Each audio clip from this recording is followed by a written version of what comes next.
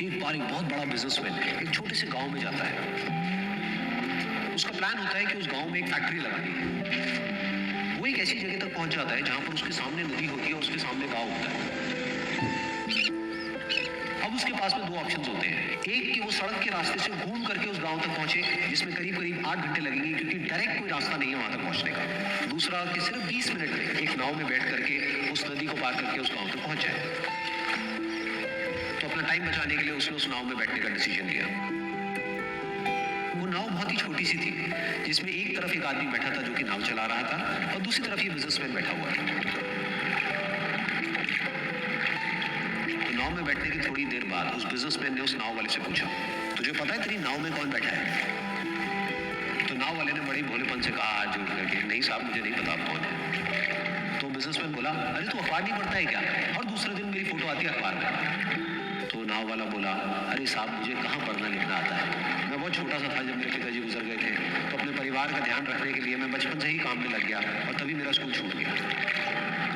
ये सुन करके उस बिजनेसमैन ने उसका मजाक उड़ाते हुए उसको कहा, तुझे पढ़ना लिखना तक नहीं आता है, ऐसी जिंदगी का क्या फायदा? ये सुन करके उस नाव वाले को बुरा तो लगा, लेकिन उसने कुछ नहीं कहा। थोड़ी देर बाद वो बिजनेसमैन उस नाव वाले से बोला, अभी कुछ ही दिन बाद ये जो सामने तू जमीन देख रहा है, यहाँ पर मेरी एक बहुत बड़ी फैक्ट्री होगी, जहाँ पर हमारे ब्रांड की मिनरल वाटर की बॉटल्स बनेगी। उस नाव वाले को बात समझ नहीं आई। उसने कहा, क्या बनेगा साहब? तो बिजनेसमैन थोड़ा सा इरिटेट होकर के बोला कि हमारे यहाँ पर पानी की बोतलें बनेगी, जो तेरे गांव में नहीं बिकेगी लेकिन शहरों में बहुत बिकती है। अरे कभी तू शहर गया होगा तो तुमने देखी होगी पानी की बोतलें रखी होती है दुकानों पर। फिर वो नाव वाला बोला, अरे साहब मुझे कैसे पता होगा, मैं तो कभी इस गाँव से बाहर गया ही नहीं। फिर वो बिजनेसमैन उसके ऊपर हंसते हुए बोला, तू कभी इस गाँव से बाहर तक नहीं गया, तुझे पता ही नहीं कि शहर क्या होता है, अरे ऐसी जिंदगी का क्या फायदा? उसकी ये बात सुन करके उस नाव वाले को सच में लगने लगा कि मेरी जिंदगी शायद किसी काम की नहीं है। अपनी इस सोच की वजह से उसका नाव से ध्यान हटा और तभी नाव की टक्कर हो गई एक बड़े से पत्थर, जिसकी वजह से नाव में पानी भरने लगा और नाव डूबने लगी। उस जगह पर पानी बहुत ही गहरा था और किनारा दूर था।